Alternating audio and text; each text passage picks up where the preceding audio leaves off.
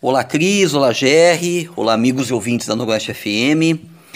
Bem, o Brasil caminha rapidamente para ultrapassar até o final desta semana a marca de 350 mil mortes pela Covid. Só ontem nós já batemos um recorde diário, tivemos mais de 4 mil mortes, quase 4.200 mortes. E de quem é a responsabilidade por isso? É uma pergunta que muita gente tem feito pelo Brasil afora. Primeiramente, que é do governo Bolsonaro. Afinal de contas, o cargo que o Bolsonaro ocupa, que é de presidente da República, atribui a ele um papel político estratégico, que poderia ser utilizado para mobilizar o país em defesa da vida e da saúde do nosso povo. Porém, o Bolsonaro escolheu um outro caminho, o do negacionismo, que nos conduziu para a catástrofe que a gente está vivendo atualmente. Mas é importante dizer também que essa política negacionista do Bolsonaro só é aplicada porque também os grandes grupos empresariais capitalistas têm responsabilidade por esse desastre e, de certa maneira, apoiam essa política negacionista. Primeiro porque a pandemia tem permitido a esses donos do dinheiro aproveitarem, né, a situação de desastre que a pandemia tem causado para passar a boiada em termos de avançar sobre direitos do povo e utilizar a pandemia como um meio de ganhar muito mais dinheiro, de acumular muito mais capital. A gente tem repetido insistentemente aqui nas nossas colunas um dado que é extremamente importante e que demonstra cabalmente como que a pandemia está sendo utilizada pelos grandes capitalistas para eles ficarem mais ricos. E qual é esse dado? É aquele que nós já usamos nos dois programas anteriores, que mostra que de 2019 para 2020, a riqueza acumulada por esses magnatas pulou de 127 bilhões de dólares para 176 bilhões de dólares. E o que acontece? Com as atenções populares, com as atenções do nosso povo voltadas para a pandemia, para as pessoas não ficarem doentes ou se ficarem doentes para se cuidarem, as preocupações voltadas com a necessidade da sobrevivência, de ter o que comer, os setores empresariais aliados ao governo têm aproveitado essa desatenção popular para aprovar uma série de reformas de caráter ultraliberal. E que reformas são estas? Né? Já passaram a reforma da Previdência lá em 2019, agora eles querem avançar com uma reforma administrativa que vai atacar justamente os servidores públicos que atendem a população, como da saúde, da educação, enquanto vai manter os privilégios dos militares e dos magistrados. Né? E além disso tudo, a gente tem também uma política de desmonte da proteção ambiental, com ataques aos povos indígenas e quilombolas, e com uma nova rodada de privatizações que representam nada mais nada menos que uma nova rodada de assalto ao patrimônio público feito por esses grupos empresariais apoiados pelo governo. Nós podemos então dizer que, de fato, os capitalistas, até certo ponto, aceitaram o negacionismo do governo Bolsonaro. Aceitaram o negacionismo do governo porque esse negacionismo permitiu que eles ficassem mais ricos e acumulassem mais capital. O problema é que esse negacionismo do Bolsonaro passou de qualquer limite, ficou alto demais o preço a ser pago por ele. Nós estamos caminhando rapidamente para ostentar o título inglório de sermos um matadouro a céu aberto.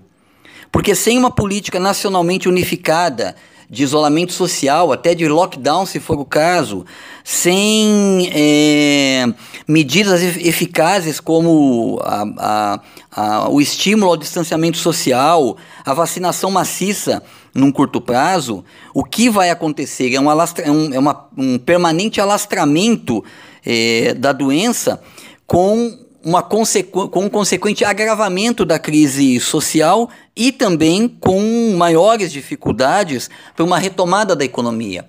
E é importante dizer que esse aumento da crise social pode resultar em revoltas populares plenamente justificadas a partir do momento em que nós temos um governo negacionista que empurra o povo para morrer nas filas dos hospitais à espera de um leito de UTI.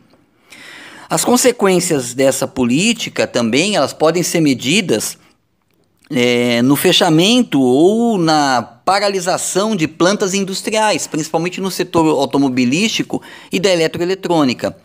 E nesse cenário todo, como o Bolsonaro passou da conta do seu negacionismo e agora fica muito difícil para o seu eleitor, fica muito difícil para que o Bolsonaro volte atrás em suas posições diante do seu eleitorado. O que a gente tem visto é os capitalistas tentarem se eximir das responsabilidades pela política genocida do governo e atribuírem a culpa dela exclusivamente ao Bolsonaro, né? A gente viu recentemente que um grupo de banqueiros escreveu uma carta reclamando do governo realmente medidas, né, de isolamento social, de retomada da economia, de vacinação maciça, mas que, na verdade, longe de representar algum tipo de preocupação humanitária com o nosso povo, é uma carta que tenta, na verdade, se movimentar no sentido de se afastar do governo Bolsonaro e, se for preciso, criar as condições, inclusive, para afastar o Bolsonaro da presidência da República.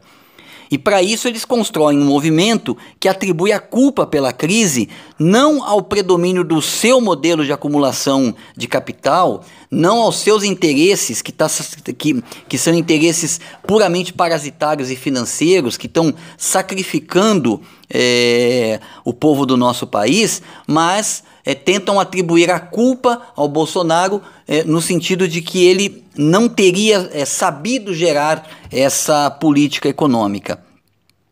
A questão é que o Bolsonaro não vai entregar a rapadura de maneira tão fácil como essa burguesia imagina, não é? Mesmo com sua imagem se desmilinguindo, com a sua imagem desgastada, com uma rejeição que já beira aos 60% da opinião pública, de acordo com algumas pesquisas, o Bolsonaro vai fazer de tudo para se manter no cargo.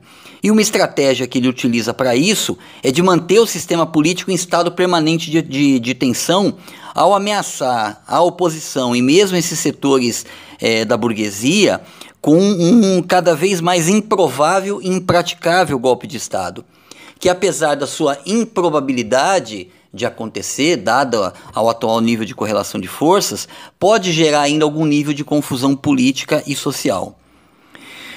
As massas trabalhadoras do nosso país, o nosso povo, têm enfrentado um agravamento cada vez maior de condições de vida que já eram muito graves.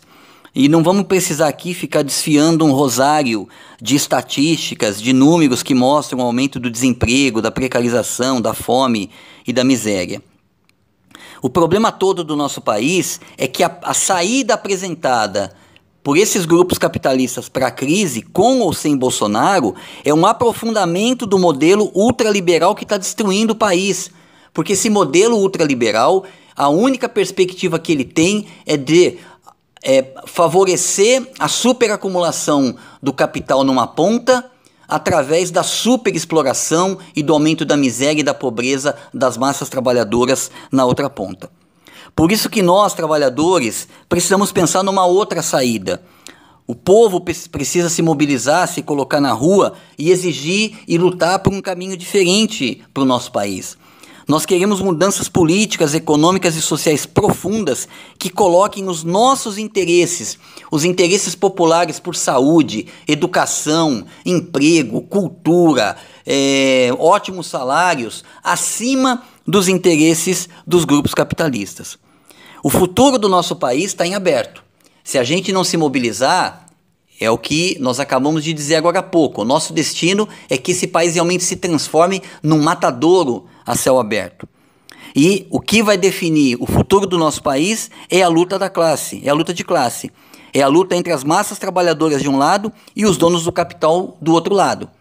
Então, o único caminho que a gente tem para não seguirmos para esse destino terrível que já vem golpeando duramente o nosso povo, é a gente se organizar nos nossos locais de trabalho, estudo e moradia, para lutar por um outro Brasil, um Brasil diferente. Por vacina, comida e emprego, fora Bolsonaro e seu governo genocida de traição nacional. Um abraço a todos e até a próxima semana.